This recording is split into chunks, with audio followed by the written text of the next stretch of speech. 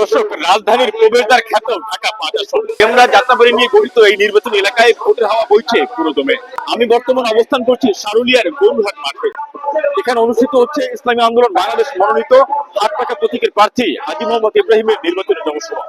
বিশাল এই জনসভাকে কেন্দ্র করে নেতা কর্মীদের মাঝে ব্যাপক উদ্দীপনা লক্ষ্য করা যাচ্ছে। নির্বাচনের মাঠে এই জনস্রোত কতটা উত্তাপ ছড়াবে সেটাই দেখবো আজকের এই প্রতিবেদনে। না, আমাদের এখানে কোনো ভাড়া করা কোনো লোক নেই। আমাদের এখানে সব আমরা নিজস্ব স্থানীয় মানুষ যারা আছি স্বতঃস্ফূর্তভাবে আমরা তার জন্য কাজ করার জন্য আগ্রহী এবং তার জন্য কাজ করছি। আমরা ইব্রাহিম ভাইয়ের জন্য উনি আমাদের জন্য খেলার মাঠ বানিয়ে দেবে বলছে।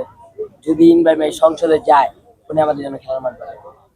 যদি এলাকার এমপি হয় তাহলে অনেক উন্নত হবে।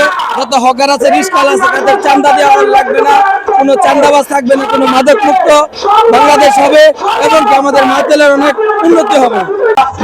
সম্ভাবনা 100%, আমি 100% টাকা দেওয়া হয় না। আমি নিজে থেকে আসছি, আমার অনেকজন আসছে আমার লগে, সেখান থেকে আসছি। ডাক দিয়েছেন, আমরা সবাই আসছি, আমার মন থেকে আমি আসছি। আমি অনেক পছন্দ করি, আমি চাই যে হাত পাকা যাক, ইব্রাহিম সাহেব সংসদে যাক।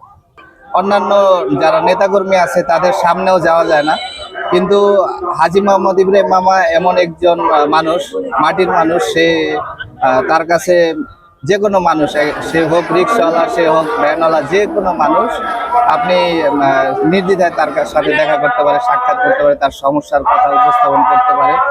এই বিষয়ে জননেতা এমনই হওয়া উচিত আমার মনে হয়।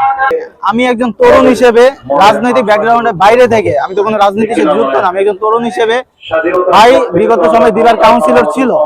তো সবাই আসলে কথা না কাজে বিশ্বাসী। তারা দেখেছে 7-8 বছর কি কার্যক্রম করেছে, সে ভালো খারাপ তো সবকিছু আসলে কাজের মাধ্যমে প্রমাণটা। ঠিক আছে, যে একটা ওয়ার্ড সুন্দরভাবে গুছাতে পেরেছে, সে তো ঢাকা 5 নম্বরটাও সুন্দরভাবে গুছাতে পারবে। বিষয়টা তো এখানেই, তার একটা অভিজ্ঞতাও রয়েছে। একজন দিনদার, তারা কোনো সময় দেশ এবং দেশের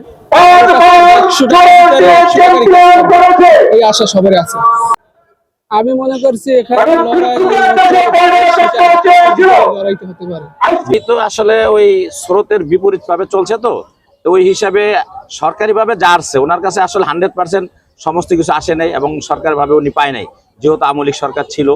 ওই কারণে উনি যতটুকু আসছে ওই আসার থেকে ওনা যদি 10% আসা থাকে উনি আরো 5% তার পকেটে থেকে ভৈরাও মানুষকে প্রত্যাশা পূরণ করছে। দুইবারের কাউন্সিলর, তিনি অনেক উন্নয়নের কাজ করছে।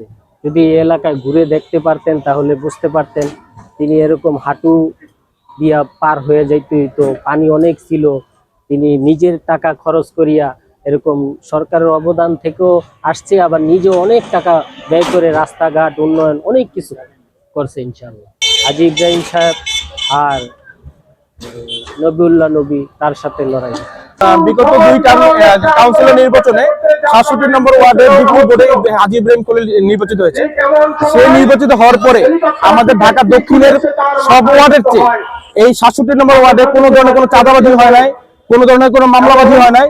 সে সবসময় নিরপেক্ষ ভূমিকা এবং সতের পক্ষে, ন্যায়ের পক্ষে কাজ করে। তাই আমি তাকে ভোট দেওয়ার জন্য আগ্রহী। আজকের জুলুম দেখেছি, নির্যাতন দেখেছি, সন্ত্রাস দেখেছি, চাঁদাবাজি দেখেছি, দখলবাজি দেখেছি। আমরা এটা নির্মূল করতে চাই ইসলামী আইন বাস্তবায়নের মাধ্যমে। আমরা সন্তান হিসাবে বলবো যে আমি আপনাদেরকে দল মতের ঊর্ধ্বে, আপনারা যদি আমাকে আপনাদের সন্তান হিসাবে আপনারা নির্বাচিত করেন, আমার এই ভোটটা দিয়ে ইনশাল্লাহ আমি আপনাদের সাথে থাকবো, সর্বসময় আপনাদের সুখে দুঃখে আপনাদের পাশে থাকবো ইনশাআল্লাহ।